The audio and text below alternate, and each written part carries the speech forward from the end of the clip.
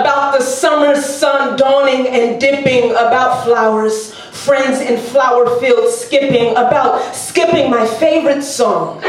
To never tire from a glorious sound. I pray for a poem that sounds like what you may believe a poem should sound like corny, like joy, perhaps nothing but joy, without thinking of the lack thereof. But I seem to say rain while fearing the flood. I seem to see the sun rise and can't lose sight of our fallen sons. Children is a metaphor for flowers without a metaphor by flowers, without the luxury of wilting in private. You see, we seem to want an escape.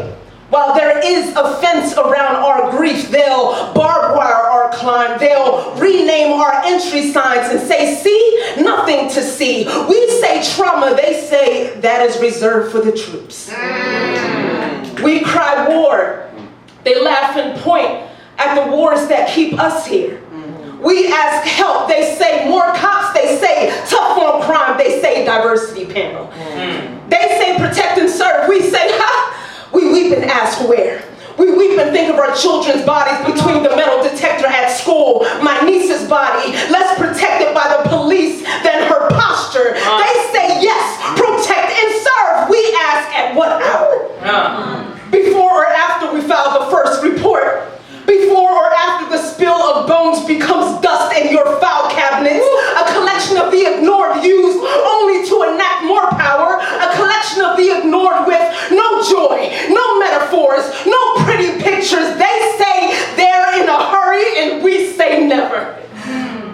You can't arrive fast enough to an event you choose to unsee. I am naming myself seeing despite. I am naming myself a colorful synonym when the grief is too much. I am mighty enough to imagine the absence of pain. I am not magical ever enough to erase it on my own, to pretend pain is a spill and quick clean here is to be shoved off a boat and wait for that same boat to come save you. It's telling my auntie, whose firstborn was shot and killed in 03.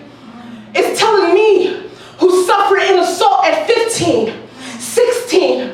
It's telling my brother, who was learning to live 8 years after a false conviction. It is a spit in the face to all my students, my people, those of us who lie awake at night, who know violence like we know our grandparents' absence or hands, to be told the only way to release our ache is to praise for the punishment, is the pressure cook, is the pay raise, and there is a metaphor for that in these poems, but the only true synonym for harsher punishment is our death. So when I dare write of flowers, I am literally skipping in my mind. I am trying not to spill from what is inside.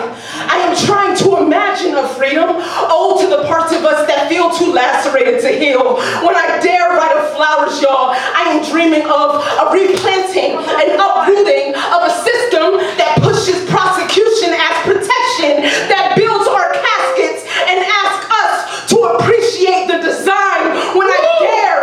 When I dare write our right to be a free body, unfolded out of the malfunction that boxes us in. I am exercising our right to be great. I am exercising our right to exist. When I dare to, when I fully write a beautiful poem one day, without the makeup, it'll be because we became the poem I wanted to write. And we demanded, and we demanded, and we demanded